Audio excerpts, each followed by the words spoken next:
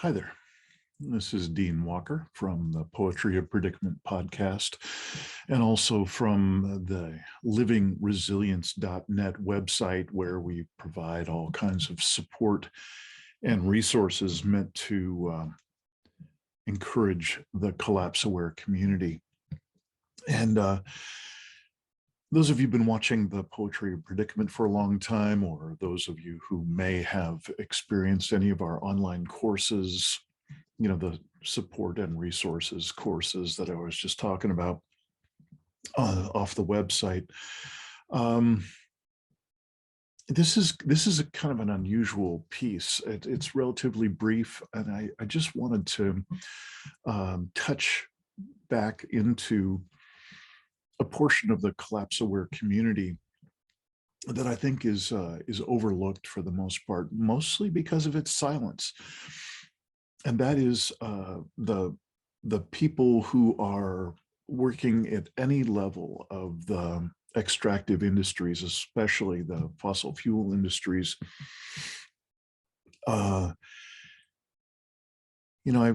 I guess we should go back one step further. From time to time, we hear, of course, about Extinction Rebellion and 360.org and, Sunrise and on and on. The activist organizations that are busily at work around the world. And my hat is off to them. I'm absolutely in support of their work. But my experience, having worked in corporate consulting for most of my adult life, that's why I named my book The Impossible Conversation, was because I had some sense of the incredible scale and seamless presence and cynical presence of the extractive industries, and particularly the fossil fuel industry. And so I'm afraid that as much as I love and support and encourage people to take on activism and nonviolent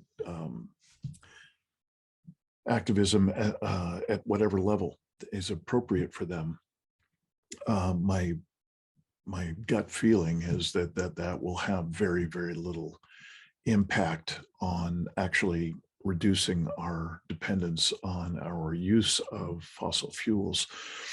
So that's one thing, and we've talked about that, and I've had guests on and so on, and climate scientists and science communicators, and of course activists themselves. And again, I just my sincere support ongoingly for those expressions, no matter how they turn out. I'm with Chris Hedges in that regard.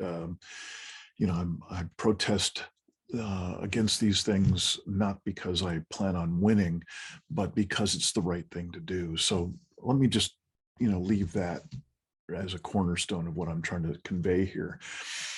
What I'm about to show you is a very brief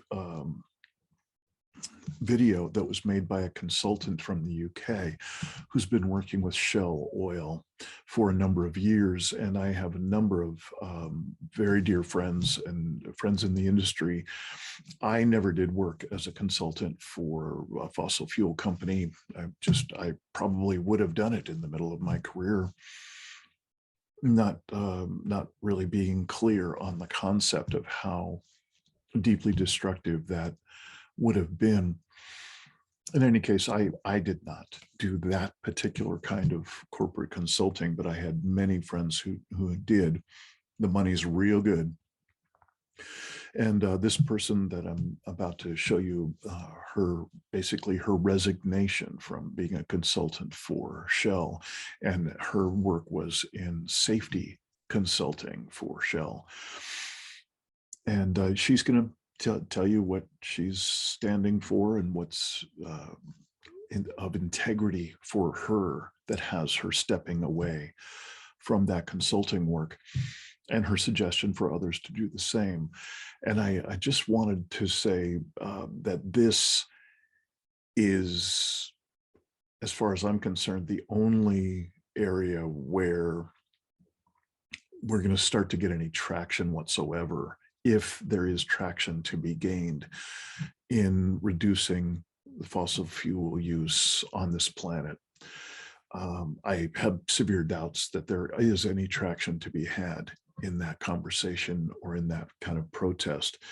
But if there were to be any kind of forward motion of reducing the use of fossil fuels and the power of the fossil fuel companies, it would start to come from within.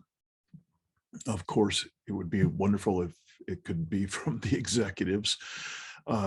Again, pretty close to impossible.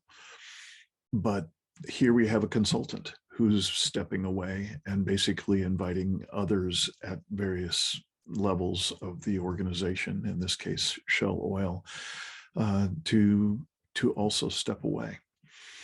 So at the very least, I want to applaud this consultant's courage and willingness to step away from a very lucrative contract to stand for life on Earth. And so, if we don't acknowledge these small steps, there will be truly nothing to acknowledge as we move along in this timeline of extinction-based human impact. We've got to acknowledge whatever wins and whatever forward motion we experience. So here comes the resignation video from this consultant. My hat is off to her again for the courage and the sacrifice of a lucrative contract. I hope you find this interesting. This is a small sample of what it's like to take a stand against the business as usual paradigm, the status quo paradigm, the fossil fuel driven paradigm. It's not easy. It's not pretty. It's likely to not be enough to slow anything down. But one small example of a win, of a step forward, of someone bravely standing for life. Enjoy. My name is Caroline Dennett, and this is my resignation.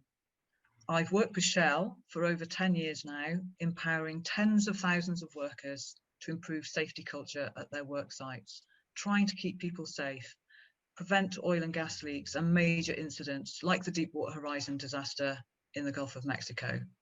But today I'm quitting because of Shell's double talk on climate.